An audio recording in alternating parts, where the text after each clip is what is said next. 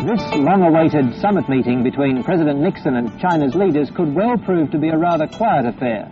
It seems President Nixon will spend most of the time behind closed doors in conversation, and Mrs. Nixon will be doing most of the sightseeing. President Nixon has warned that the world should be neither optimistic nor pessimistic about the outcome of his talks. He says it will take more than just a mere week's discussions to erode 2 decades of hostility and practically no communication at all. John Fenlington in Hong Kong for ABC National News. For most of the 35 years since the Communist Revolution, slogans and banners have proclaimed the glories of the revolution. Ideology has come before expertise. But in the new China trying to modernize, it's more important to be expert rather than read. Sichuan province is best known as the home of the giant panda. And that, certainly in public relations terms, is Mr. Hawke's major reason for being here. Finally, the moment Mr. Hawke had obviously been waiting for. Panda diplomacy in China. He and Mrs. Hawke were handed An and Cheng Cheng, who could well be the 2 pandas chosen to go to Australia. Chinese medicine, once scoffed at by the West, is now under closer scrutiny. If you have a problem, then there's a medicine for you. This one claims to prevent impotence, gastric, bodily malfunctions, chronic hepatitis, coronary heart disease, and promote recovery from illness, even prevent senility. As we go to air this evening, the future of China is in the balance. What began more than a month ago as a simple student protest has developed into a focus for national dissent, as millions show their support for the occupants of Tiananmen Square. This is the very heart of China. Over here, the Forbidden Palace, from where the emperors ruled the Middle Kingdom. And behind me, the Great Hall of the People, the seat of Communist Party power. And here, Tiananmen Square, for the last 10 days, the focus of world attention. China is entering unknown territory as millions discover they can stand up to the Communist Party and demand the basic democratic rights guaranteed in China's own constitution.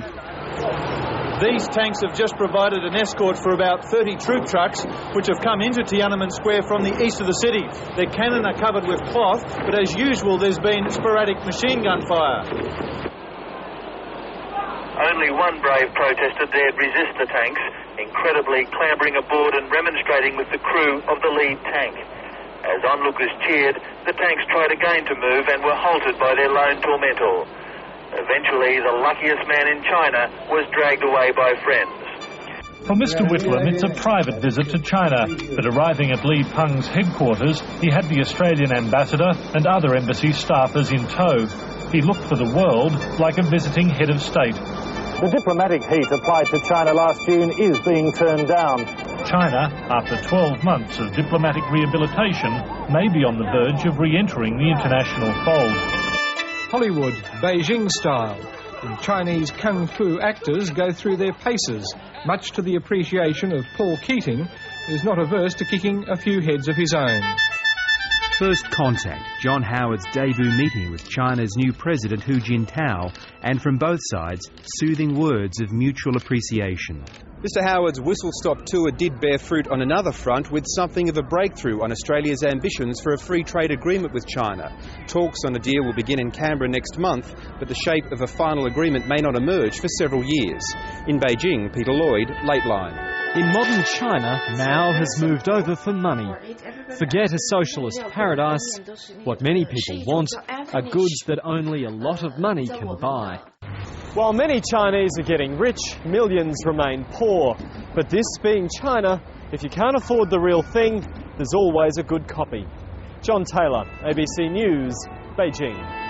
Tibetan monks, marking the anniversary of a failed uprising against Chinese rule, led a series of protests in the regional capital, Lhasa. Shops belonging to Han Chinese were set alight and shopkeepers burned to death inside. In the subsequent crackdown, it's not known how many Tibetans were killed. Exile groups claim it was thousands.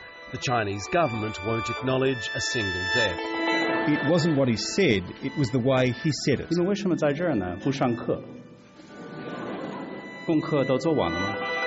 The rise of China presents remarkable opportunities for Australia and the world, but the Prime Minister's first few hours here vividly demonstrates that dealing with the People's Republic is like walking through a minefield.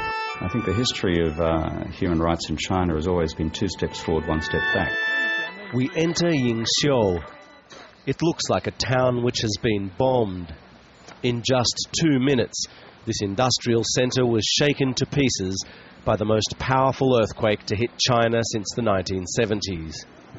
When the earthquake hit a week ago, there were some 11,000 people here. Only 2,400 have been found. All over China, people gathered to watch the opening ceremony. There was great anticipation that their country would put on a good show. Women will give a surprise to people around the world. China is getting stronger. Last night's ceremony was one of the most watched and most expensive ever produced, and it ended on a bang, a stunning display of China's newfound confidence.